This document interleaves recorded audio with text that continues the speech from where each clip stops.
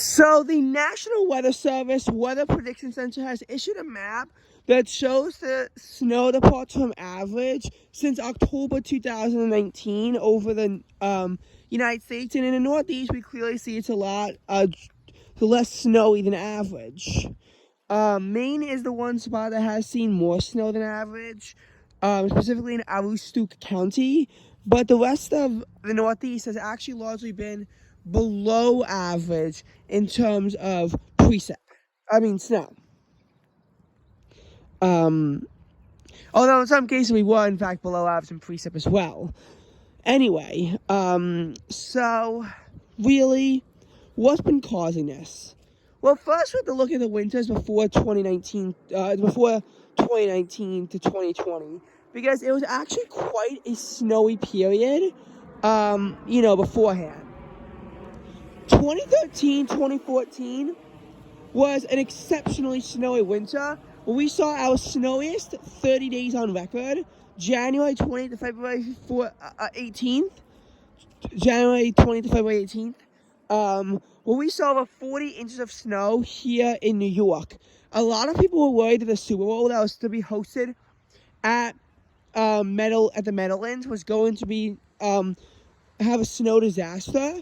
But we actually got lucky because the temperature hit 56 that day and would still be 49 degrees at kickoff. However, the next day, about 8 inches of snow wound up falling. So that was clearly enough to say, okay, we got lucky. Because this was during a very snowy period.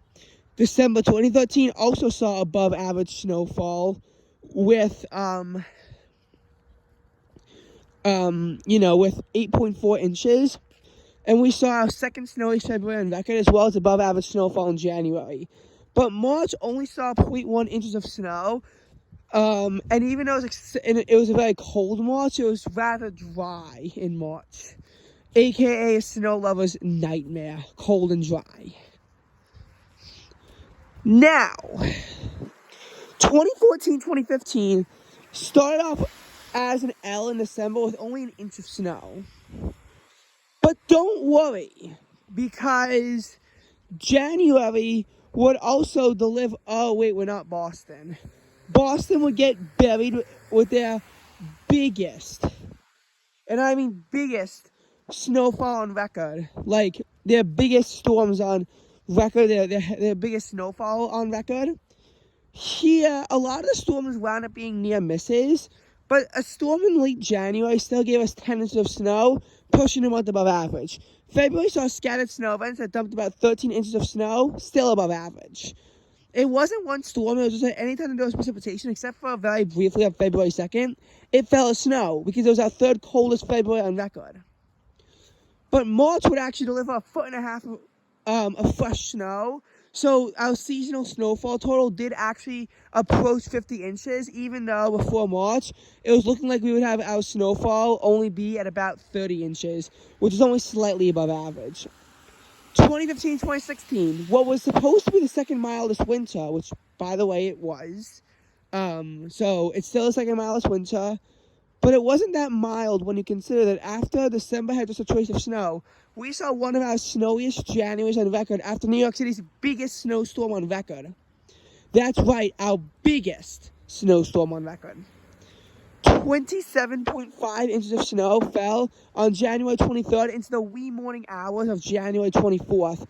New York City was forced to issue an all-out travel ban. So if you remember the subway being shut down for that near miss in January 2015, this catastrophe in New York City forced the city to issue a travel ban. You could be arrested just for going in your car. That was pretty much unprecedented. But this storm's impact in New York was unprecedented. And it was really, a nice sight to see. However, after that point, we only saw 4 inches of snow, including 2.5 inches on a storm on February 5th that wound up delivering over 10 inches just to the east of the city. So, in some cases, it's all based on location. February 5th was one of those cases where it was actually an intense snowstorm out in Long Island. And of course, March barely dumped any snow because it was our 4th mildest on record. But what about 2016, 2017? Well, that December was a bit below average with about 3 inches of snow. But January saw 8 inches and February saw 9.5, both being right around the average, despite being very mild months. February being the 2nd mildest on record. But March would also see about 10 inches of snow, and that would actually be a lot colder than average. But what about 2017, 2018? Well, that we saw nearly 8 inches of snow in December, which is well above the average. We saw about 10 inches in January, also above average. February only saw 5 inches and was below average. March's foot of snow was above average by quite a bit, and April was exceedingly above average when 5.5 inches of snow fell on the morning of April 2nd. Snow fell at an inch an hour, and it started at 5 a.m., thus being able to accumulate rapidly and causing really bad weather conditions. Temperatures pretty much shot down from the mid-40s down to 33 degrees, but it was never below freezing, and then warmed back up to the mid-40s later on that day. I was going to the Metropolitan Museum of Art, and getting there was a nightmare because of the snow. And yes, it was April 2nd. You can even look it up. It's very famous. 2018, 2019 would start off with a freak 6.5-inch snowstorm on November 15th, causing even more of a travel nightmare throughout New York City. It was just really bad. New York City's 2nd largest November winter storm on record, and the earliest 6-inch snowfall on record. However, after that, winter got a lot better, and there was barely any snow for the rest of the winter, only about 3 inches worth, until March opened up with over 10 inches of snow, more than the entire winter had seen up to that point, with multiple different storms plowing through and just adding up the inches. However, after that, winter was over. And while March came in like a lion, it actually went out like a lamb. And that brings us to October 2018. After pretty much 2014, 2015, 2016, 2017, 2018, those years that those years winters, after they saw over 30 inches and were all above average, 2018, 2018 saw only about 20.5 inches of snow and was a bit below average. But 2019, 2020 would be a total L of a winter.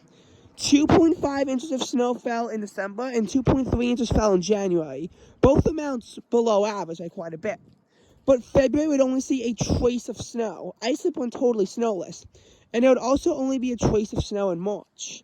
And there would also be a trace of snow in April, but it's actually not the rarest thing in the world.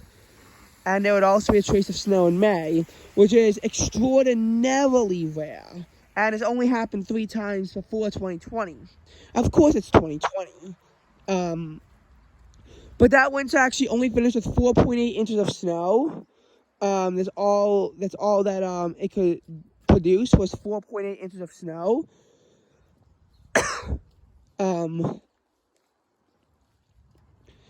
Now 2020, 2021 was back to a W winter with nearly 40 inches of snow falling, 38.6 to be exact. After a very mild November, December came in with a 10-inch nor'easter on the 15th into the 16th. After that, January was supposed to go mostly snowless with only 0.1 inches, but 2 inches fell on the final day of the month, bringing it up to 2.1 inches of snow, and making it go from the 5th least snowy January on record up to about 32nd place. February would immediately come in with New York City's 16th biggest storm on record, as a total storm dumped 17.4 inches, 14.8 of which fell on February 1st. It was the biggest storm the city had actually seen in 5 years because of the fact that before this, a lot of storms are more scattered. This was a big, intense storm all coming down at once. February 7th would add another 4.5 inches, and another 4.4 would come in February 18th into the 19th. All that being said, New York City snowfall for February finished at 25.6 inches, which actually makes it the 8th snowiest February on record. You know, that was just like historic. But after that, March would only see a trace of snow. For the first time in history, Bridgeport did not see any flakes flying around. And in 2021 to 2022, we would also, go mostly off the hook. December would only see 0.2 inches of snow. January would see, that actually see 15.3 inches due to storms on both the 7th and the 29th. In both cases, but especially on the 29th, Long Island was harder hit. But in one case, it was due to storm track, and in the other case, it was due to the just general temperature. So both of those actually saw, real snowfall. But seasonal snowfall is only 17.7 inches because there was only 2 inches in February and 0.4 in March. But so far, 2022 to 2023 has just been a giant L. 0.4 inches of snow as of February 16th. All of which fell in a quick early morning storm clip on February 1st. Just a trace in December and January. And October and November as well, because we do have to remember when it does snow in those early months. I mean, in some cases, it's clear to see why. Obviously, we ain't getting snow in November when it's in the 70s outside. But in some cases, we really just got unlucky with the snow. And in a lot of cases, when it could have accumulated, had it been cold ground, it couldn't accumulate because of the fact that, the winter so far has just been a giant L in New York City. We're hoping that March can turn it around. I doubt March can bring it back to near normal territory. It would have to be a record snowy March, but we still have some optimism heading into the new month, and snow chances continue until mid-April.